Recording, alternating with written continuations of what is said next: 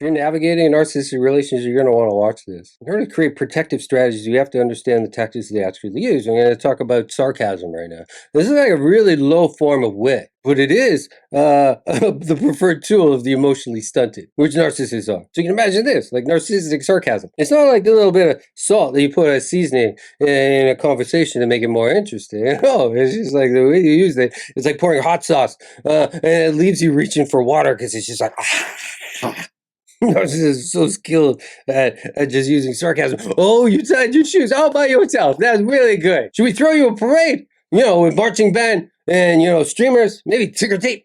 It's that kind of belittling that just comes wrapped in a narcissist smile. It doesn't matter where you are in your day or however that things are going. It just kind of feels like a narcissist really just wants to trip you just before you cross the finish line. And then they call it helping. Right, that's not helping. But you see how narcissistic sarcasm works. And another way to kind of look at narcissistic sarcasm, it's almost like, you know, it's like this weapon. It's like putting a lightsaber inside a kindergarten class. Like, sure, it's a precise weapon. It can cut really deep. Well, most hands, it's actually quite dangerous. Narcissists use sarcasm in order to cut through your self-esteem, just like a lightsaber. And if you show any signs of being hurt or cut, suddenly you're being accused of being, you know, you're not able to handle a simple joke. Why are you so sensitive? It's kind of like narcissistic sarcasm is like being slapped in the face with a velvet glove.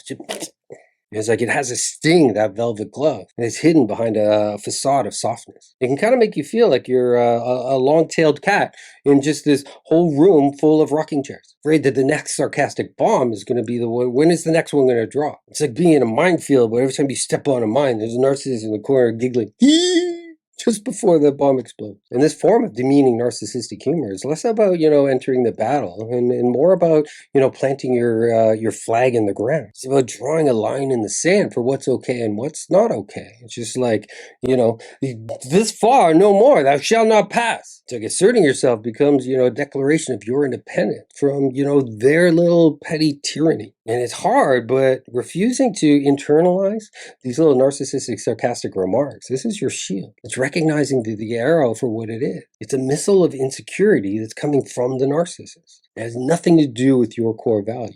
What you're going to find is by dodging more and more of these remarks, it just becomes like an art form. We do actually find empowerment in the face of narcissistic sarcasm. And once we see it for what a narcissist actually is underneath, it's just like a little paper tiger, roaring loudly, but it's unable to bite. What ends up happening is you end up choosing to respond with the strength of character rather than, you know, the heat of anger. You can tell yourself, like, your sarcasm has been noticed and been filed under irrelevant. You can file it right here. Irrelevant.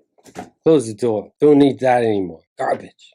What we're going to find is, like with your narcissist, the power of their words ends when your self-esteem begins, when your self-worth begins. And in time, what you realize is the narcissist sarcasm, it just ends up being like water off a duck's back. It just doesn't stick. It doesn't get absorbed. By maintaining your dignity, you transform a narcissist's attempt at humor into the equivalent of shouting into a void, not your audience. Because standing up to a narcissist's words, it's just noise. It's just like little waves in the air. And even though there are attempts to take you out, you're holding a shield here. You're protecting your heart. It's not about dodging a narcissist's jabs. It's about reinforcing our walls, our protective strategies.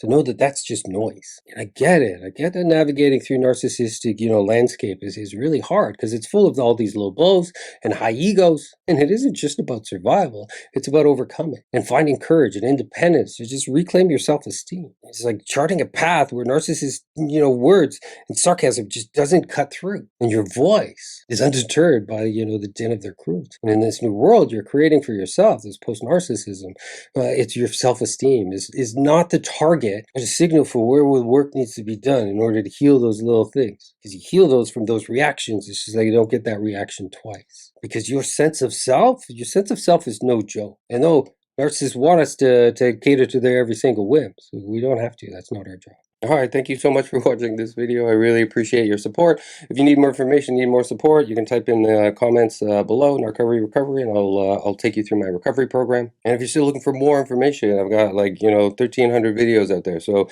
just go on to Narcovery and you'll see all the videos there with more support. And thank you so much.